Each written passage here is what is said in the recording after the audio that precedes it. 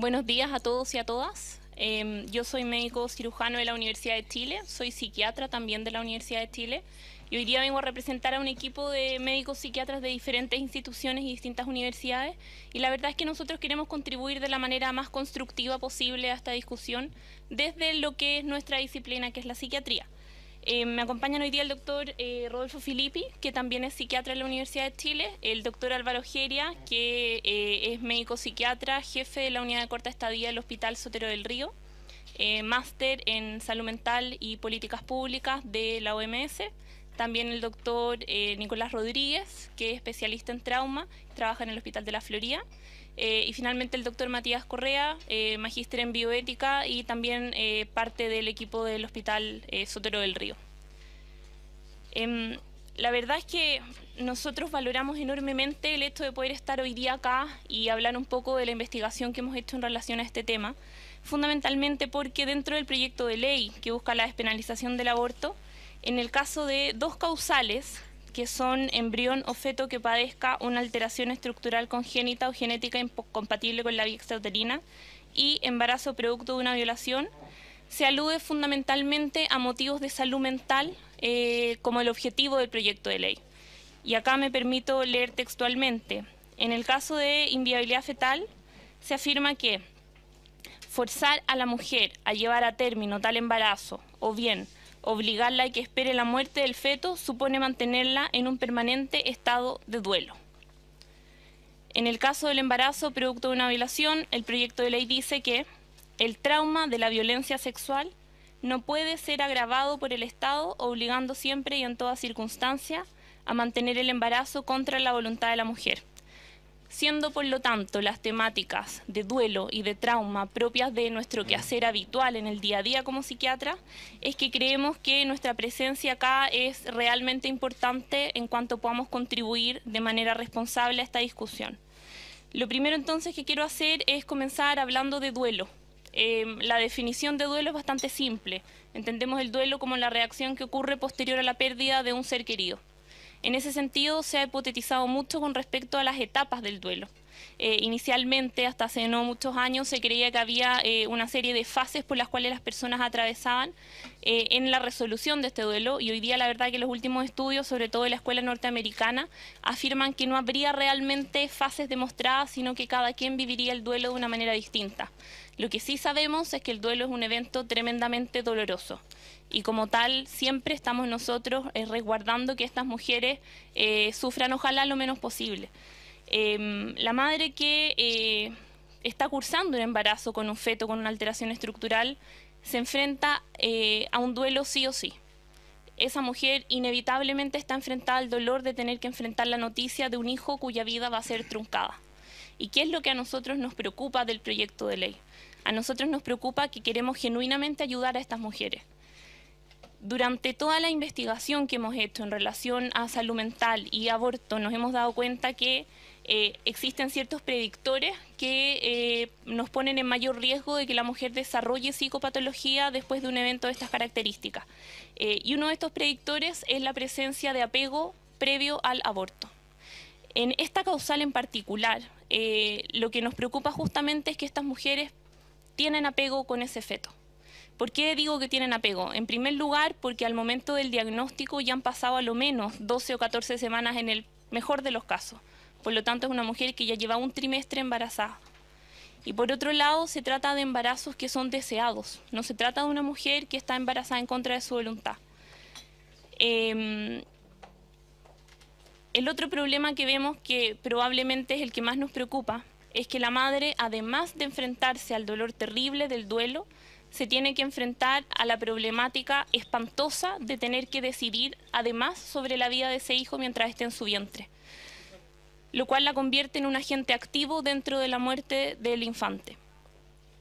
Y finalmente, lo que nos parece más complicado es lo siguiente. Cuando nosotros hablamos de la resolución del duelo, lo que sí tenemos bastante claro desde el punto de vista de la terapéutica es que existen tareas del duelo, es decir, ciertas etapas que se deben superar a fin de que la persona pueda integrar esta experiencia de vida dolorosa y seguir adelante.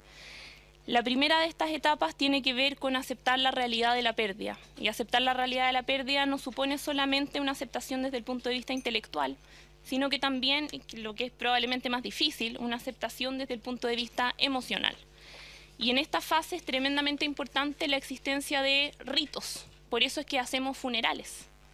En nuestra casuística nacional, lamentablemente como país, compartimos toda la historia de tener detenidos desaparecidos. ¿Qué es lo que hace que los familiares de detenidos desaparecidos hasta el día de hoy sigan sumergidos en un dolor enorme? Además de la muerte en condiciones desastrosas de tortura, que eso es incuestionable. Pero estos familiares jamás recibieron el cuerpo de sus familiares.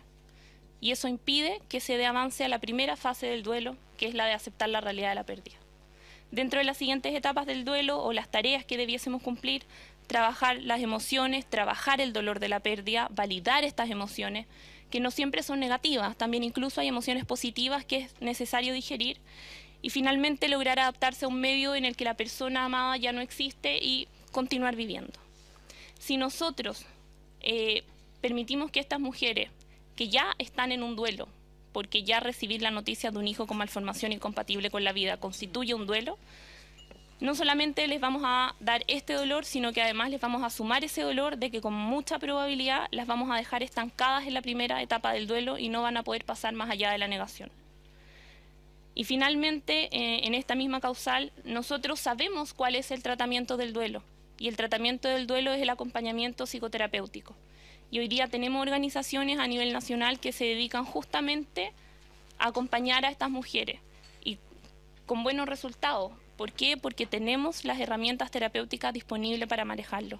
No nos parece, por lo tanto, que el aborto constituya ninguna solución para estas mujeres, y muy por el contrario, tememos que pueda dificultar aún más la elaboración de este duelo, que ya de por sí es terrible. Ahora, con respecto a la segunda causal, que es el caso de embarazo producto de una violación. Las mujeres expuestas a violación son en su mayoría menores de edad. Más del 50% de las mujeres son menores de 18 años. Sabemos además que con la existencia, por ejemplo, de píldora del día después, la mayoría de las mujeres que son violadas en ocasión única y que denuncian reciben un tratamiento adecuado y no terminan en un embarazo. Sin embargo, las mujeres que con mayor probabilidad se embarazan van a ser mujeres que han sido abusadas sistemáticamente, y lo peor de todo, dentro del entorno familiar. Por lo tanto, no estamos hablando de cualquier población, estamos hablando de una población que está sí o sí con una mayor carga de patología mental. No podemos pedirle psíquicamente salud a una mujer que ha sido sometida a este tipo de abusos, menos cuando ha sido de manera sistemática. Ahora, refiriéndonos al tema del trauma. El trauma se produce toda vez que la persona se ve expuesta a una experiencia que amenaza potencialmente su integridad física o mental, y se genera un dolor psíquico. Cuando se produce a partir del trauma un trastorno, en psiquiatría hablamos de dos entidades clínicas, que son el trastorno por estrés agudo y el trastorno de estrés postraumático. Cifras de estudios internacionales hablan de aproximadamente un 80%, incluso algunos estudios un 90% de presencia de algunos de estos cuadros en las mujeres que han sido violadas. En la configuración del trauma ocurre que la memoria traumática se almacena de un modo particular en el cerebro. No quiero entrar en detalles, pero básicamente este recuerdo que quedó mal almacenado, una vez que uno se expone a claves ambientales o cualquier gatillante, desencadena una respuesta que es tanto física como psicológica, tremendamente angustiosa y tremendamente intensa. Pero a diferencia de lo que se pudiese creer, la solución del trauma no está en en eliminar el estímulo. La solución del trauma está en elaborar ese trauma, elaborarlo desde lo farmacológico, elaborarlo desde lo psicoterapéutico. Y esto a lo mejor puede sonar un poco abstracto, entonces lo quiero aterrizar. Afirmar que vamos a resolver la violación eliminando el embarazo es igual de ridículo que afirmar que voy a superar el estrés del accidente que tuve eliminando el nombre de la calle o deshaciéndome del auto donde choqué. El problema y el sufrimiento de la mujer violada no es el embarazo, es la violación. Y este proyecto de ley no se está haciendo cargo de eso. No me quiero detener en esto porque no somos los más indicados, pero sabemos que acá el violador es probablemente el que más sale beneficiado. No hay necesidad de denuncia, hay posibilidad de revictimización y que esa misma niña que abortó haya sido llevada incluso por la persona que la está violando. Y eso no puede no preocuparnos. Y finalmente, y de forma lamentable, la verdad, es que el aborto, por mucho que queramos, no va a desviolar a esa mujer. Lo único que va a lograr ese aborto es, en un alto porcentaje de casos, retraumatizarla. Y les quiero compartir en ese sentido algunas estadísticas internacionales que me parece que son absolutamente reveladoras e iluminadoras. Dentro de una cohorte de mujeres violadas norteamericanas, el 94% de las mujeres que decidieron continuar con el embarazo dijeron que el aborto no hubiese sido una buena solución. Pero aquellas mujeres que sí tuvieron el aborto, un 93% dijo que tampoco fue una buena solución para su problema y que además no lo recomendarían a otras mujeres en su situación. Y creo que esto es extremadamente decidor. Finalmente, lo que nos preocupa de este proyecto de ley es que en medicina nosotros tenemos una cierta forma de proceder. Dentro de la praxis médica establecemos que todo procedimiento es autorizado por la autoridad sanitaria competente siempre y cuando sus beneficios superen sus riesgos. Y si tenemos un procedimiento, incluso un procedimiento diagnóstico, como puede ser un Papa Nicolau, que supone algún grado de riesgo, nosotros ponemos siempre en una balanza que ese riesgo sea compensado ampliamente por los potenciales beneficios que pueda ofrecer la intervención. Y el aborto parece una excepción casi única a esta regla de buena praxis. ¿Por qué se los digo? Porque en estas dos causales a las cuales nos hemos referido hoy día, que es inviabilidad fetal y violación, existen dos tipos de estudios. Existen estudios que dicen que la mujer no sale dañada y existen estudios que dicen que la mujer sí sale dañada desde el punto de vista psíquico. Pero no existe absolutamente ningún estudio metodológicamente bien hecho y confiable desde el punto de vista estadístico que afirme que la mujer sale beneficiada. Y siendo así, por lo tanto, a nosotros como psiquiatras nos preocupa que esto pueda acarrear mayores problemas de salud pública de los que hoy día estamos siquiera siendo capaces de vislumbrar. Y esto lo digo también desde la experiencia clínica, porque habitualmente lo que nosotros vemos es que las pacientes, no en estos contextos exclusivamente, sino que pacientes en general que se han sometido a un aborto, durante el primer tiempo efectivamente no tienen sintomatología aguda. El problema no viene al año ni a los 2 años.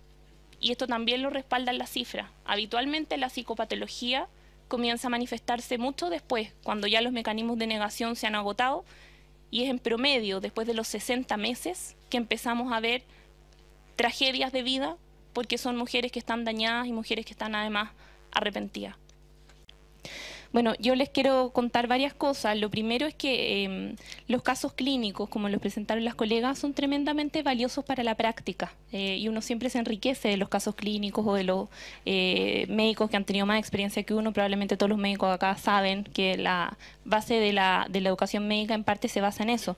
Sin embargo, cuando uno tiene que tomar decisiones de esta envergadura, la verdad es que los casos clínicos constituyen posiblemente la peor evidencia dentro de la medicina. La mejor evidencia está por los metaanálisis, luego por los estudios randomizados doble ciego y así hacia abajo los casos clínicos están al final. Por lo tanto, nosotros no podemos tomar decisiones en base a una experiencia personal. De hecho, fue uno de los motivos por los cuales nosotros no estamos hablando de casos personales, porque creemos que es mucho más valiosa la literatura disponible en la medicina, que está asequible tanto en el medio nacional como internacional. Esto, por supuesto, que no desmerece la experiencia de cada uno. Pero cuando estamos hablando de temas de esta envergadura, yo creo que es irresponsable hablar de los casos de uno, ¿sí? Porque eso nos puede dar una opinión sesgada. Ahora, en ese sentido, la evidencia que nosotros entregamos tiene que ver básicamente con los metaanálisis y las revisiones que se han hecho de los casos. Y en general, la mayoría de los metaanálisis se centran en aborto en general, no especifican en las diferentes causales. Y uno ve que hay dos tipos de literatura. El doctor Correa probablemente podría responder esto mucho mejor que yo, pero existen estudios que muestran que hay más patología materna post-aborto, aborto en general, que son la gran mayoría, y hay estudios que muestran que si es que existe esta diferencia no es estadísticamente significativa, por lo tanto podríamos quedar en que no hay efectos detrimentales. Sin embargo, no existe ningún estudio desde el punto de vista de salud mental serio, con un N válido, que establezca que en el largo plazo existe una mejoría en términos de salud mental. Eso no existe. Y ahora, si yo lo circunscribo solamente a las dos causales a las cuales nos hemos hecho referencia hoy día, me gustaría comentar una publicación de la revista Best Practice and Research in Clinical Obstetrics and Gynecology del año 2010. Que es sobre aborto inducido y secuelas psicológicas. Este es un artículo de revisión que es absolutamente pro aborto, o sea, citan principalmente artículos donde terminan neutro en general los estudios. Sin embargo, cuando se refieren al aborto que se produce por anormalidades fetales, dicen que este tipo de aborto es distinto de todos los otros abortos porque ocurre más tarde dentro de la gestación.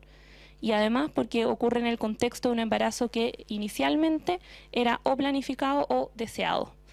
Se los puedo dejar, está destacado, que creo que es bastante relevante. Con respecto a violación... Perdón, Presidente. Solo una precisión, si es sobre cualquier tipo de anormalidad en el embarazo, ese estudio está hecho en base principalmente... o malformaciones letales. Lo que pasa es que ese estudio es un estudio de revisión, por lo tanto revisa varios trabajos. Ahí aluden, sí, pero aluden particularmente a malformaciones cardíacas. Y acá tengo otro afiche que cita bibliografía norteamericana, es donde hablábamos exclusivamente de el efecto en la salud mental de las víctimas de aborto. Va citado hacia atrás, así que también se los comparto, donde está la casuística de que el 93% de las mujeres que sí abortan en el contexto de un embarazo producto de una violación dicen que no fue una buena solución a sus problemas.